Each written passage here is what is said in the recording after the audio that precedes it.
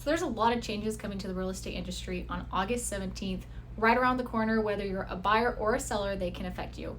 Hi, I'm Alex. I'm a real estate agent with Atlantic Realty in Turlock, California, and I'm here to keep you updated on all the latest news.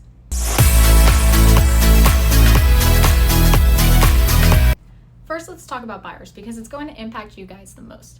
The biggest change that's coming is before you can even step foot into a home and tour it, you have to have a buyer's agreement with your agent.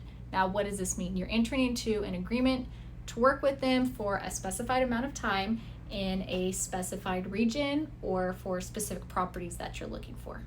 Within this agreement, there will be a section about compensation and how much your agent will be paid once escrow is closed.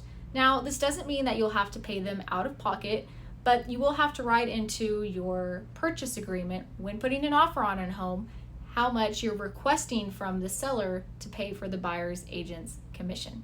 Now, there will be certain instances where the seller refuses to pay for the buyer's agent's compensation. Now, what happens during that? Two options: either that home's just not on your list anymore and you have to look for something else if that's not something you can pay out of pocket, or if you can, then you may have to make up the difference and pay for your buyer's compensation.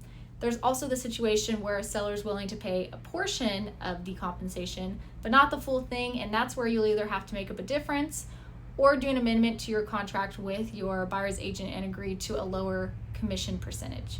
Now let's talk about it from the seller's side. It's very similar to the buyers, but just completely flipped. So it'll be completely up to the sellers if they would like to offer compensation for the buyer's agent.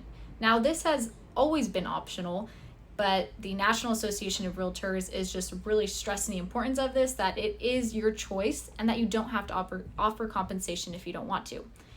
Now, let's take a look at if you don't offer the compensation, there are chances that you may get less buyers looking at your home, mostly because they can't afford to pay for their buyer's agent's compensation. It's just another cost on top of closing, down payment, inspections, all these things that they have to pay for. So if I were you, I'd consider it almost as if it's an additional incentive to bring more buyers to your home.